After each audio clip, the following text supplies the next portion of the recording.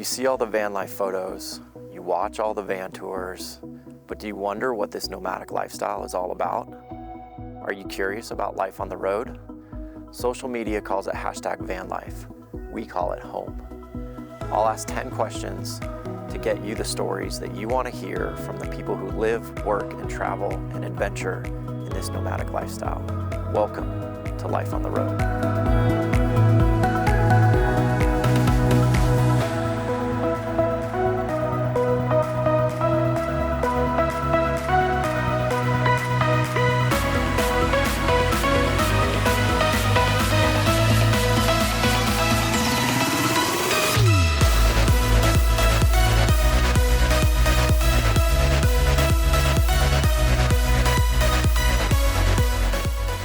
Yes. Perfect.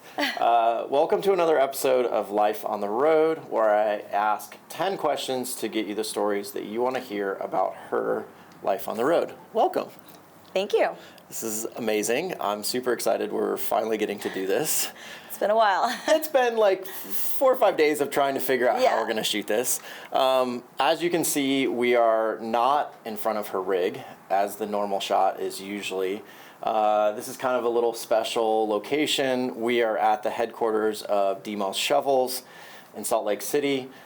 We've been kind of hanging out in Salt Lake City now for 3-4 days, kind of skiing, and had an event yesterday with DMOS and a bunch of friends.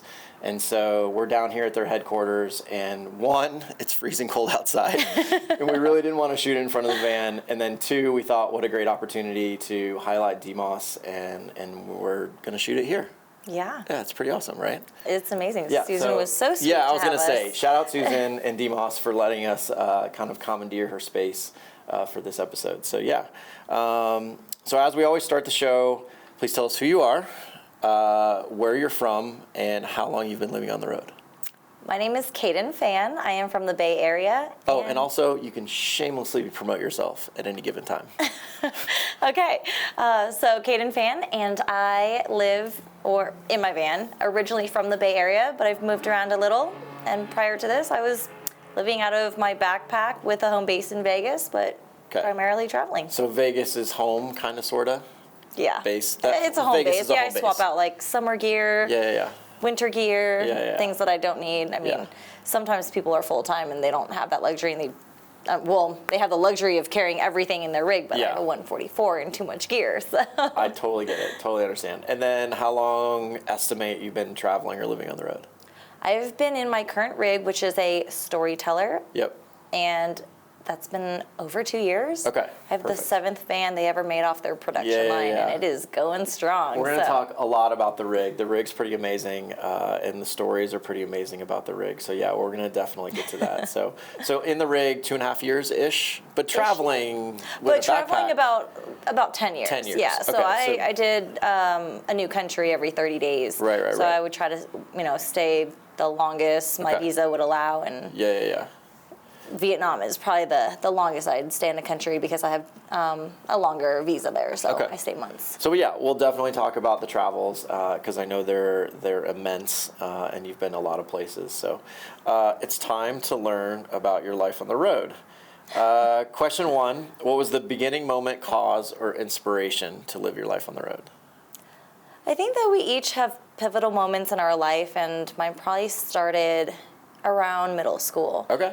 I grew up in a city where kids were very privileged and their parents were wealthy. This is San Francisco or Bay Area? Yeah, Bay Area, Marin County. Yeah. So I just went to a place just surrounded by kids driving nicer cars than the teachers and, being able to afford their, annual trips to different countries. And amazingly, I was always just left out because there was no fund to help the underprivileged. Yeah. And so I always felt like this lack of, this little thing that I wanted to travel to, but I just couldn't. Okay. And so I think that's where the seed was planted. Gotcha. Yeah. That makes sense. So that was really kind of the impetus to get you to go other places or to want to see other places. Yeah, I mean, like the kids kind of came back and they were like, look at these photos. And then they had all these memories to go back on. And then it was that feeling of feeling left out, maybe like FOMO. Okay. And then you have other moments, you know, like for me, at least, it was my adult life. You know, I had a tragic death happen with a significant other. And also that, I think that really puts something on you, right? Like you just think like, oh, life is so short. You know, he passed away when I was 26. Okay. So I was going to ask you, like, fast forward to your adult life. So that would maybe be the moment that kind of got you, that propelled you into wanting to travel and wanting to like live your life in a way that's like, I don't want to waste any time. Yeah, I've always been a very like, I guess, go-getter. You know, I grew up early, so I was out of the house at 14, in college at 16. Okay. Like I was just on like a trajectory of just like paving the way of just going fast. Yeah. And so I just really hit my adulthood of just not having many friends because I had to, I guess, like fight for, I guess, my financial freedom. Sure. And nothing was ever like given to me. So I was just work. And I almost had to mentally, you know, like psych myself out and just tell myself, this is your life. You have no friends. You have to work. There, like the grind was so hard, and the drive was very high. Very high. Very high at a very early age. Yeah. And so a lot of people, when they meet me, they're like, oh, you only play, you don't do anything. I'm like, no, it's completely the opposite. Yeah. I've really just worked so hard. Yeah. So that lack of having, you know, the friends and this and that, you know, like going to all the parties, and that's why my license plate is what it is. And, you know, it is really the party on wheels. Yeah. It's interesting. Like I kind of have a similar background in a sense that like I spent a lot of my 20s and 30s like working really hard and like growing, you know, things that I was doing and like saving money and like doing all these things. And so like I'm doing van life at a very different time in most people's lives and most people's careers or opportunities. So it's I completely can relate to that kind of concept. So question number 2 is, what has been your experience with other nomadic travelers while living your life on the road? My personal experience is kind of two different opposite spectrums. I'm curious. This question is like tailor-made for you because you are always with other people, which is amazing. You know, you are like the networker of all networkers. That's funny that you said that because everyone tells me that. They're like, if you need something, call Kayden. She knows somebody who knows somebody. Yes, 100%. Yeah, I think that even when you see me like posting solo or, you know, like driving alone solo, I'm really not. Yeah, of course. I'm with people who are in stealth mode vehicles. For sure. They could be behind or, you know, ahead of me, and we convoy together. Yeah. Sometimes I am really solo, but it's really rare, and I cherish those moments more than ever because before I had a lack of friends, and now I have an abundance of friends, and I have to really dedicate my time and be very strategic with the people I want to spend quality time with. Yeah, it makes perfect sense.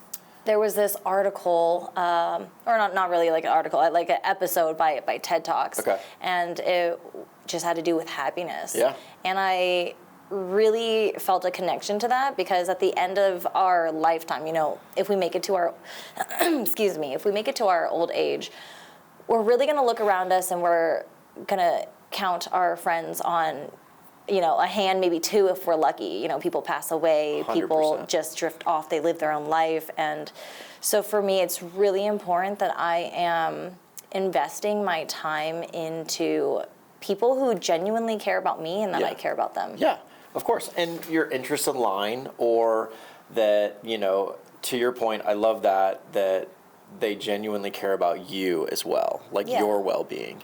I've traveled immensely in my life from my younger years till today, and I've run across that as well, where you find people that you thought were your friends, and sadly were not your friends, or maybe didn't have your best interests. So I think that's really a genuine statement in a sense that like you can really focus on the ones that actually have your best interest at heart, which I think that is a really good thing. Yeah, and I think also for us, it's just our time, we're just so mobile and we're, it's, you really have to dedicate it accordingly. Living in a van, it's different than if you were parked in a city in one location. Your friendships and your relationships in one location can be very different than if you're living in a van. And I think people that are wanting to live in a van should know this. Like, you're going to have to adjust how you make friends and how you treat those relationships on the road. Absolutely. And because I think how we live this nomadic lifestyle, our friendship bonds grow faster and they're more intense, but then they can also, I wouldn't say fizzle out, because I'm still friends with all of my friends that I've met along the way, but because you go to sleep and they're right next to you in their own rig, you wake up and they're gone.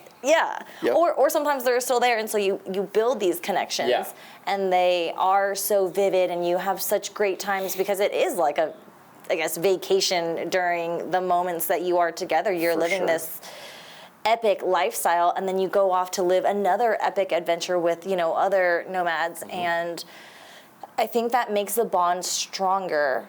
But I never feel like, oh, my friends aren't there for me at all. We're not friends again. I just know that they're off living the next adventure, the next chapter. Yeah, of course. And again, too, to going back to what you were saying earlier, is like, it's those friends that bond gets really tight really fast, and then you always constantly stay in touch. Yes. And it's that group of friends that then really start to become the ones that you count on, the ones that like actually have a genuine interest in yourself and how you're doing and those types of things. So like, again, you're going to meet hundreds, if not thousands of friends on the road.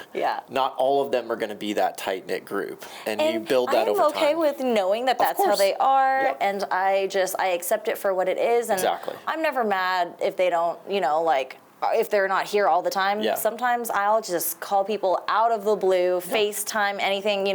Our technology has evolved so much. I mean, I am all about the Instagram and just message and, FaceTime even on Instagram if they don't have my number and we met for a brief moment. I just pick up, I'm like, hey, what's up? What's going on?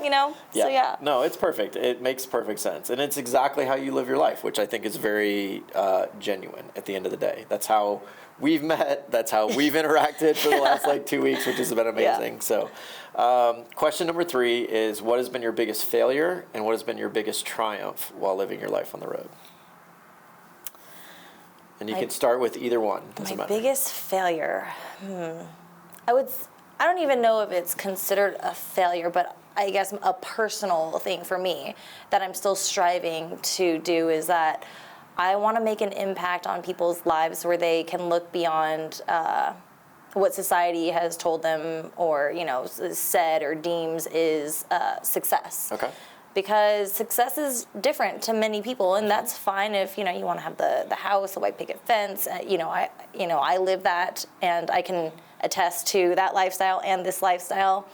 And for the friends of mine who haven't tried, even traveling or leaving the couple states that they've been to, I just really feel like I can't even say failure, but I wish that I could make a bigger impact on those friends who still have not stepped out of that box to go further. Because there's so much more that they have not experienced yet. For sure. It makes perfect sense. And again, I think, and again, it sounds similar to your background and my background as well, moving around a lot or changing locations quite a bit at a younger age, you get exposed to, there's so much more out there. And I want to go see what those things are. I'm not sure what they are, but I'm going to go figure it out.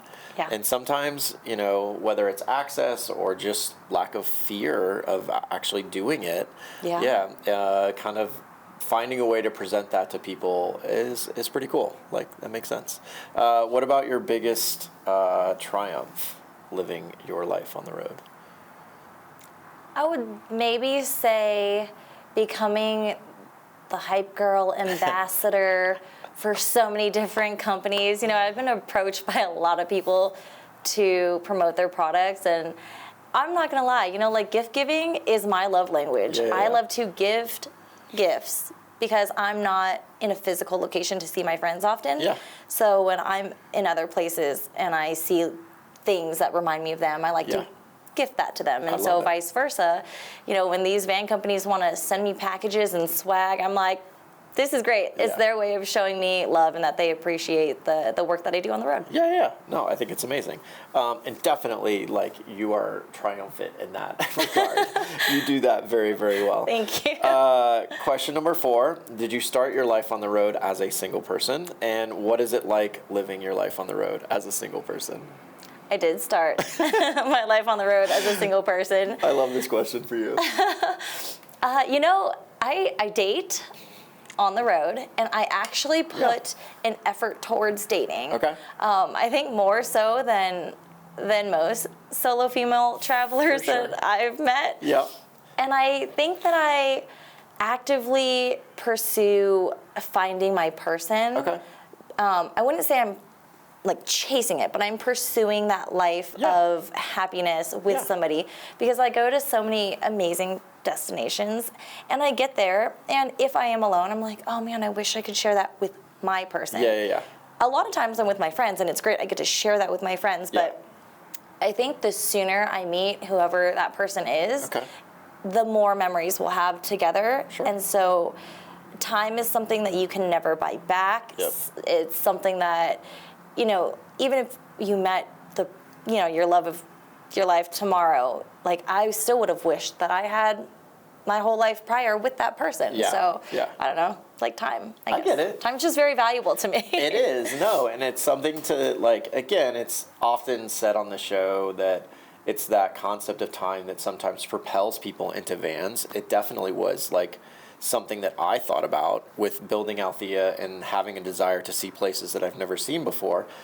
And now that I've been doing it for, 8-9 months now, I too have that feeling of, I wish it was with somebody else. That I wish that I was in this great location and I could share this with somebody that I care about. You know. And I mean, don't get us wrong.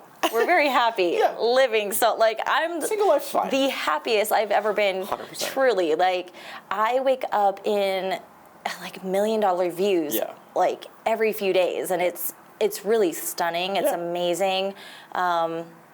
It's really something that you do want to share with somebody. For sure. So, So we will roll right into that locations, the $1 million locations, into question 5, everybody's favorite. What is the best place or craziest place you've had sex during your life on the road? Okay, well, when I first got into van life, I was like, I'm just not messing with any van boys. It's really just not a thing. I get it. And lo and behold, I think like a couple weeks in, I was just at an event, and it was, again, like another rager, and like you just connect with somebody, and sometimes on the roof, sometimes in the back, sometimes inside. I don't know, like, it just happens. It just happens. I totally get it. Any like memorable locations that you're like, you think back and you go, oh shit, that was like stunning. That was like waking up, having coffee the next day and being like, geez, this is beautiful. With somebody or just myself? With somebody. With somebody, I mean, my friends all the time, but a significant other, I mean, we're just trying to be in their van. I really don't want them to get too comfortable in my van. Like, I want my friends and people to be comfortable in my van, but at the same time, it is my home, so I treat it as if I were in a, I guess a solid location, as if I was like home basing in Vegas. I wouldn't just have a guy just come over and just, I get it. I'll be there and then I'll be gone in the morning. Exactly. Goodbye. We'll see if this, turns into anything after. I love it. I absolutely love it. Question number 6 is, how do you make money while living your life on the road? Oh, this is a good one, because so many people just see me living the way I live, and they just think that daddy gave it to me, or I just don't work at all. No, I worked very hard. Yeah, you work extremely hard. So I have a few rental properties that I manage myself, and I can manage those from the road. If a toilet breaks or something, I'm like, okay, plumber, I need you to go to this location and fix that unit. And so I manage my own properties. I do flip properties or renovate as I get them, and I try to keep them if I can, and if it's financially feasible, and if the market's right, and that's how I call it lunch money. It's not crazy money just to be doing whatever, but it's enough to keep me on the road. But it keeps you on the road, which is exactly, part of the reason that we live this lifestyle is because we have the opportunity to be nomadic. We have the freedom and the technology now to be able to do work from the road. Yeah. So, and you're making enough and sustaining yourself to be able to live the lifestyle that you want, which is amazing. So I can 100% appreciate that because I'm doing the exact same thing. So I love it. Question number 7, and this is one I want to talk a lot about. And because we're not in front of the rig, we're going to post photos and videos. Her rig's insane. What is your vehicle? Who built it? And why did you choose it to live your life on the road? My vehicle was made by Storyteller Overland, and I chose them because... So wait, what year? Well, let's talk about the actual rig itself, because the rig's kind of special. It is very special. So, what it offers and the features of it, or is it 2019? It's a 2019. Okay, it's a 2019 144 Sprinter from Storyteller. Correct. Okay. It is the 7th van they ever made. Okay. And the reason why I love them so much is because their customer service with me. It's not, and I don't even want to call it customer service because it's just like they're like family. Yeah. We've done so many events together, and everyone that I've met from there, I don't think that there's one person that I would sit here and be like, meh, I wouldn't hang out with them. Right. Like, no, they're all welcome to my house, even if I'm not there. Right. They do crash at my house, and they're just like, yeah, parking space. I'm like, go for it. Yeah. The rig itself, I just love that it fit in one parking space. I was a little nerve-wracking getting the van because the way I got it was I just bought it.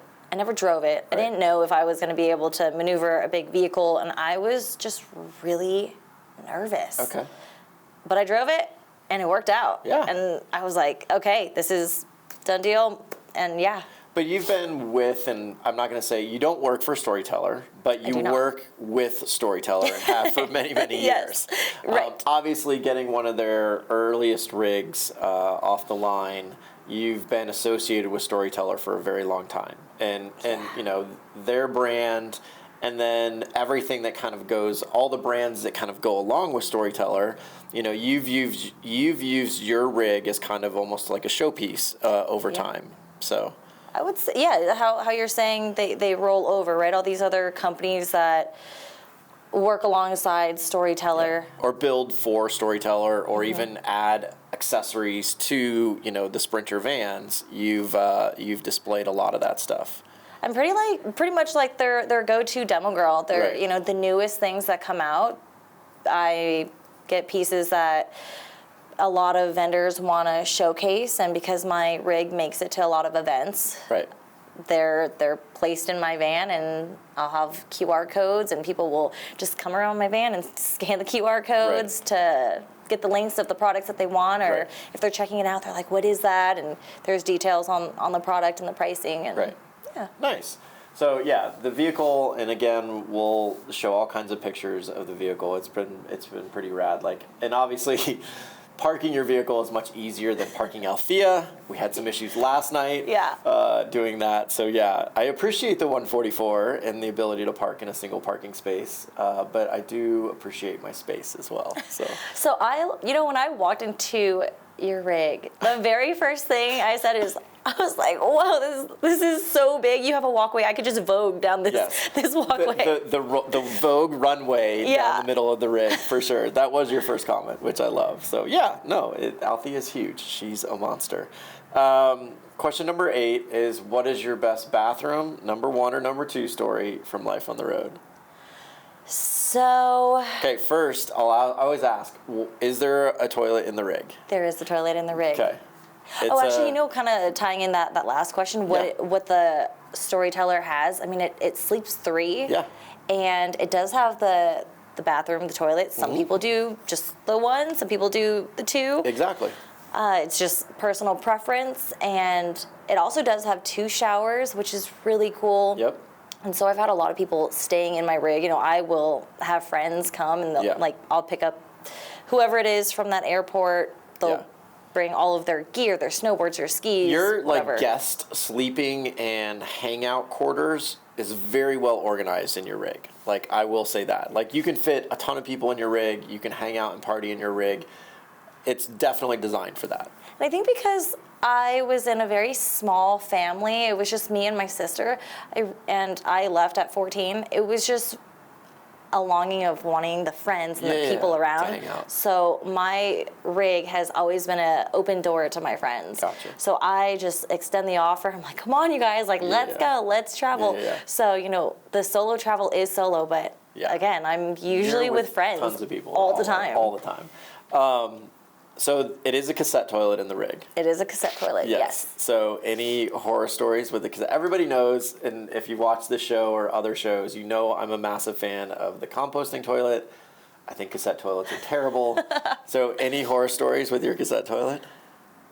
I wouldn't call it horror, but it was just kind of like funny. So my girlfriend, Amy, who, you know, works for Storyteller as well. So, sorry, Amy.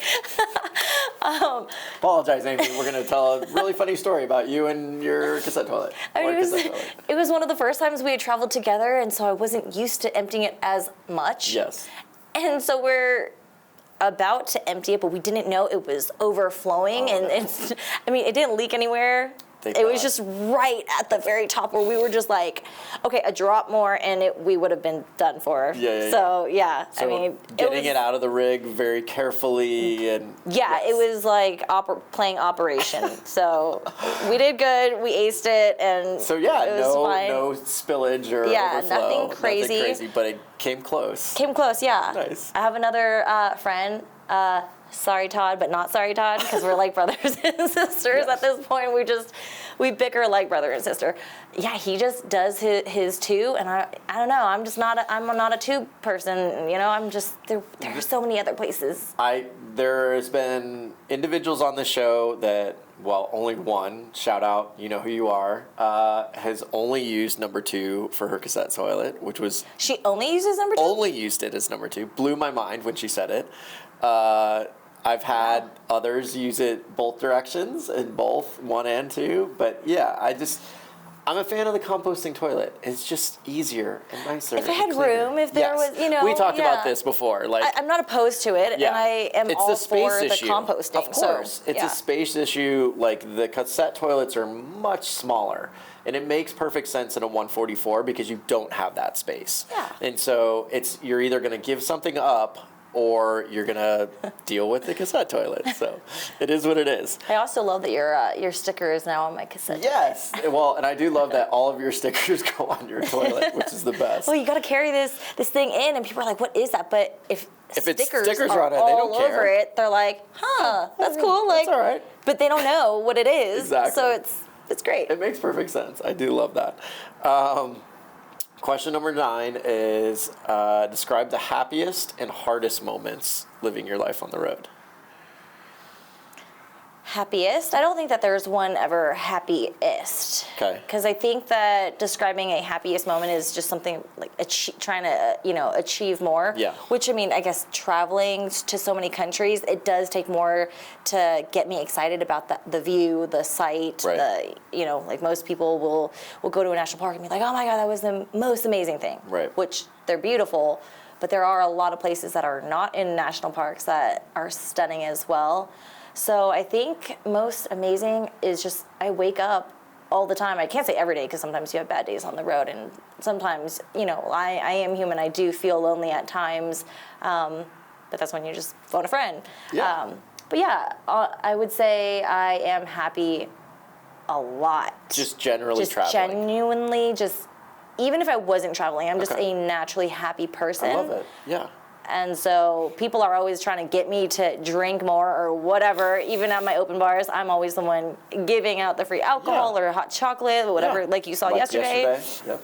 But yeah, just naturally a happy person. I love the answer. I mean, honestly, it's one of those things. Again, I can relate to it 5 years ago when I kind of started thinking about my van life journey. that was one of the key things for me, was to wake up consciously and think about being happy every day. I like to tell friends all the time. Do you think to yourself, do you say, I want to be happy? No, it's not I want to be happy. It's I genuinely wake up thinking about the concept of being happy. Like, what are the things that if I did something today that can make me feel joy, that will provide me some type of happy feeling, whether that's providing a compliment to a friend, having a conversation with a friend, or going and doing something that I love. Okay. It was something that I wanted to every single day wake up and go, okay, how are we going to be happy today? Like that, just simple thought. I like that. I mean, maybe I'll try that. No, I think I just like wake up and I'm just like, ah. But I think you do that, I think, without even thinking about it. Yeah, maybe that's it. Like, yeah. I actually, like, it was at a time in my life where I genuinely needed to have that thought. Okay. You know? And so now, post 5 years, and I'm kind of living this exact lifestyle that I want to do it, it's now become much easier in my life, and I don't have to necessarily think about it, because I am getting to do the things that I love to do. And it's... People will ask me, oh, what's your schedule like, or what are you doing? And really, I think because I've lived it so long, I think it's just become part of me. Yeah.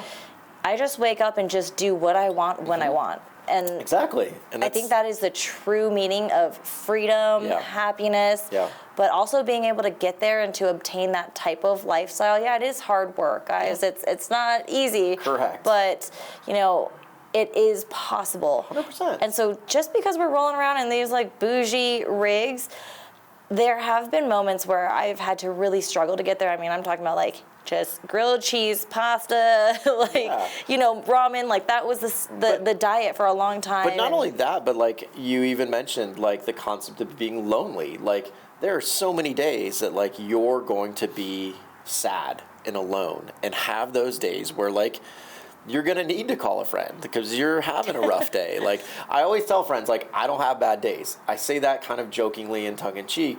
But at the same time, like, yes, you're going to be alone in your rig, and you're going to have to deal with those emotions and those thoughts. Oh, yeah. And it's hard sometimes. Yeah, you know, like there are things out of our control in life, you know, and you were asking about, you know, the dating and, you know, like being single and whatnot. Yeah, so that is like you cannot control another person, and you can't control when they come into your life. Mm-hmm. And so because I am kind of like a control freak in how I want things done in my life, and you know that brings me success and happiness. Yeah. That is one thing I can't control, and so like there are lonely moments. Yeah.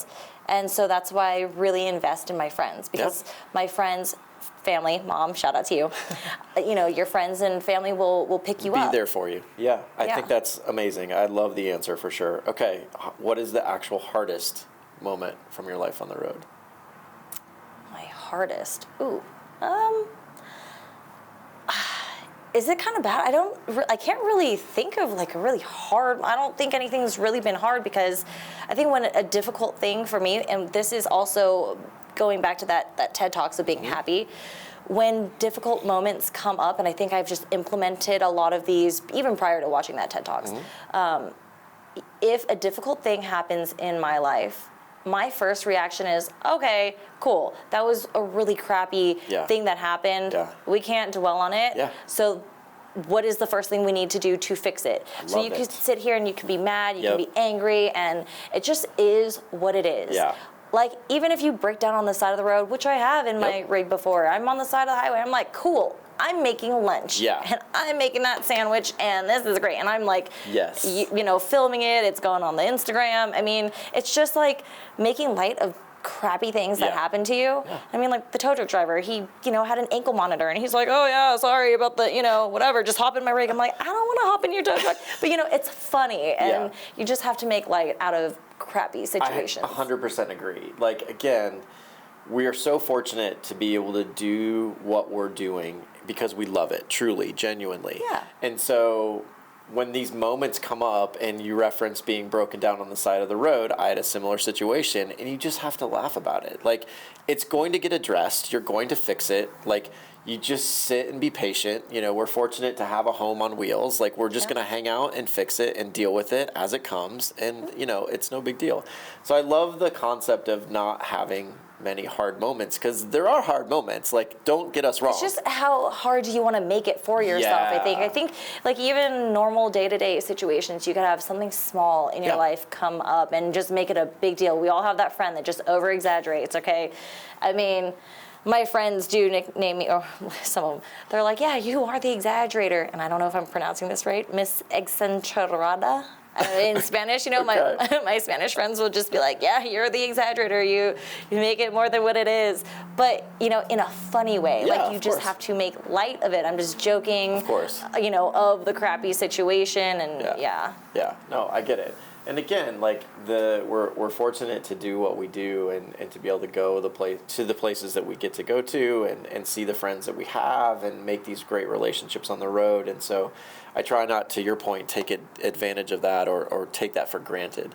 And if so, you like, gave me millions of dollars tomorrow, like unlimited funds, I'd still be in my van. Yeah, exactly. And I'd probably be doing other bougie things, but I would still be my van. Yeah, the it's van so cozy. Yeah. I call it the Hobbit hole. Yeah, there are times I don't even come out on some days because it's just so cozy. Yeah, no, I totally get it. Trust me, I'm the same way. Question number 10 is, in your own words, define #van life, and then provide one piece of advice that you'd give someone wanting to live a life on the road. If I could describe van life, it would be freedom. Okay.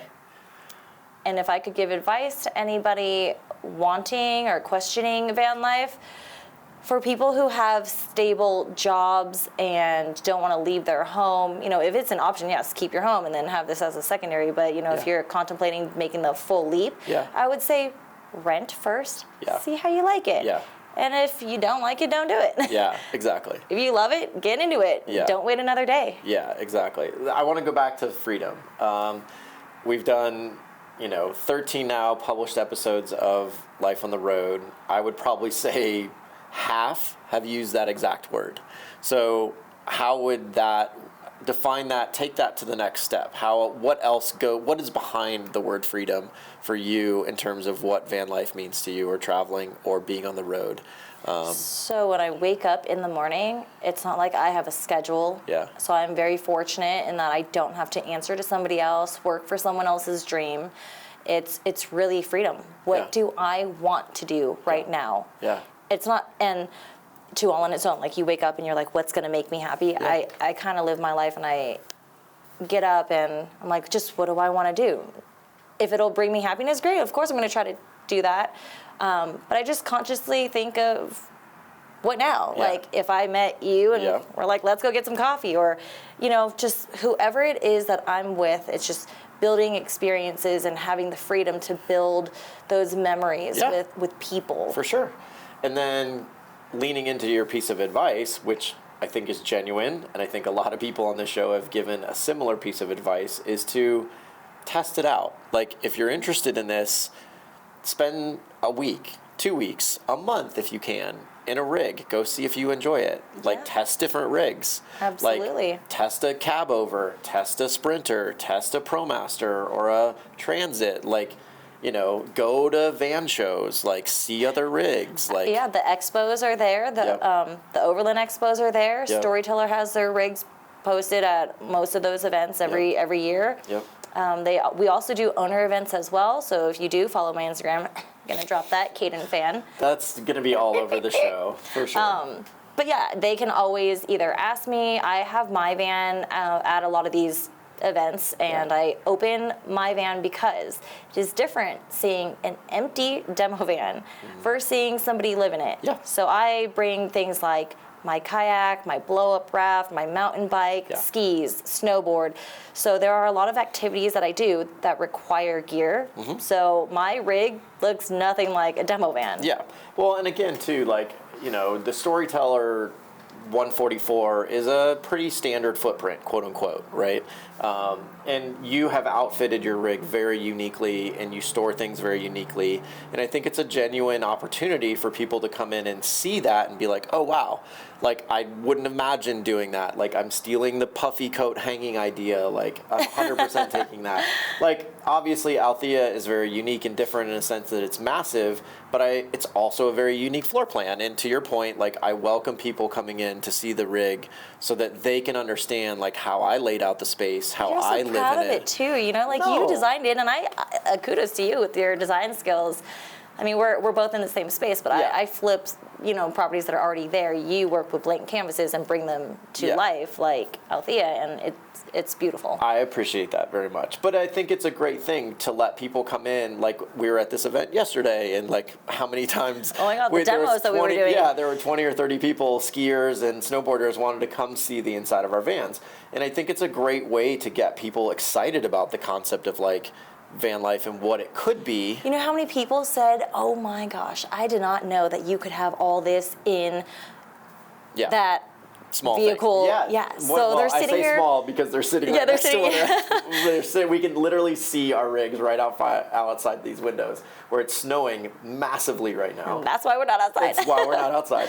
But yeah, no, like, the amount of, like, unique storage that you've created in the Storyteller, I think, is amazing. And yeah, it's people get excited about seeing that, and then they start to think chair, about like it. the massage chair, they're like, oh, I'm not leaving. I'm like, okay, stay, go for it. Exactly. Knock yourself out, you know. It's the best. They're bougie. Yeah. But I also have the friends who have their rigs.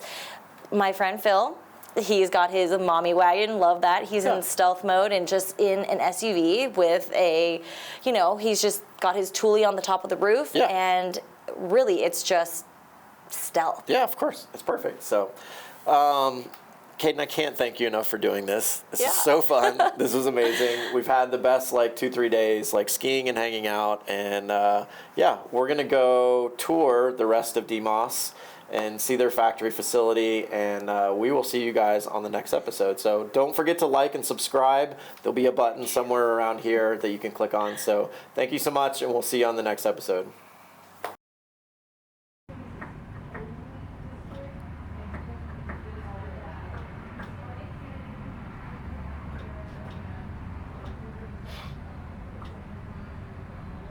So this will be positioned in hopefully in REI with a new toiletries kit. And we made some buckets, but this is not the final. This is just a sample. Do you need that, Chad? Oh, no, that's good. So, come on, Rosie, come on in here. Come on. All right, all right, talk real quick. Mic check, mic check. That's good. Oval, which is pretty rad. Yeah, are you going to mention, like, hey, we're using this space, 100%. blah, blah, blah? Yeah, okay. Absolutely.